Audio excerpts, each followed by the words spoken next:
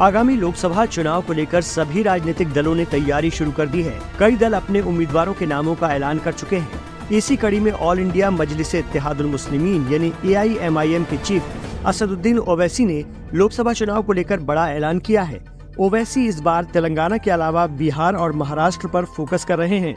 मुझे उम्मीद है कि इंशाअल्लाह ताला न सिर्फ हैदराबाद की पार्लियामेंट की सीट बल्कि औरंगाबाद और किशनगंज से भी इंशाअल्लाह ताला इस बार पार्लियामेंट इलेक्शन में मजलिस-ए-इत्तेहादुल मुस्लिमीन के उम्मीदवार को आप अपने वोटों से, दुआओं से अल्लाह नबी करीम सल्लल्लाहु अलैहि वसल्लम सदक़े तोफ़ैल में मजलिस के उम्मीदवारों को कामयाब करेगा और भारत की पार्लियामेंट में आपकी आवाज़ पहले से ज़्यादा उठेगी।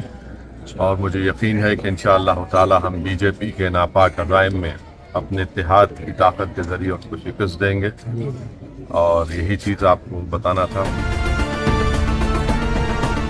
AIMIM चीफ असदुद्दीन ओवैसी ने रविवार को मीडिया से बातचीत में कहा कि मैं लोगों से AIMIM को मजबूत करने का आग्रह करता हूं, क्योंकि हम संसद में आपकी आवाज उठाना जारी रखेंगे। मुझे विश्वास है कि आने वाले संसदीय चुनाव में हमारे उम्मीदवार हैदराबाद, औरंगाबाद और किशनगंज से जीतेंगे।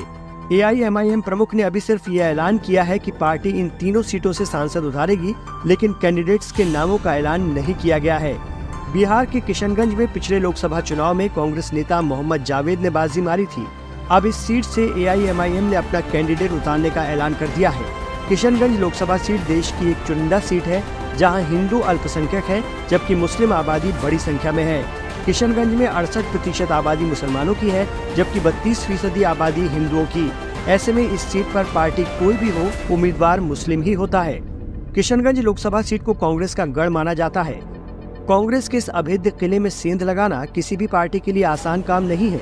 पिछले 3 लोकसभा चुनाव पर नजर डालें तो यहाँ कांग्रेस के कैंडिडेट ही जीतते आए हैं। साल 2009 और 2014 के लोकसभा चुनाव में कांग्रेस नेता असरारुल हक कासमी ने चुनाव जीता था।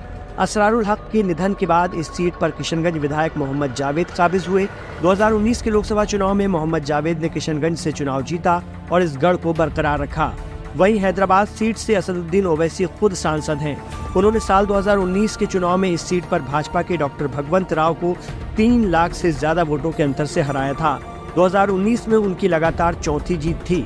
ओवैसी इस सीट पर 2004 से जीतते आ रहे हैं। इसके अलावा महाराष्ट्र की औरंगाबाद लोकसभा सीट से AIMIM नेता इम्तियाज जलील सांसद हैं। माना जाता है कि पार्टी उन्हें दोबारा टिकट दे सकती है।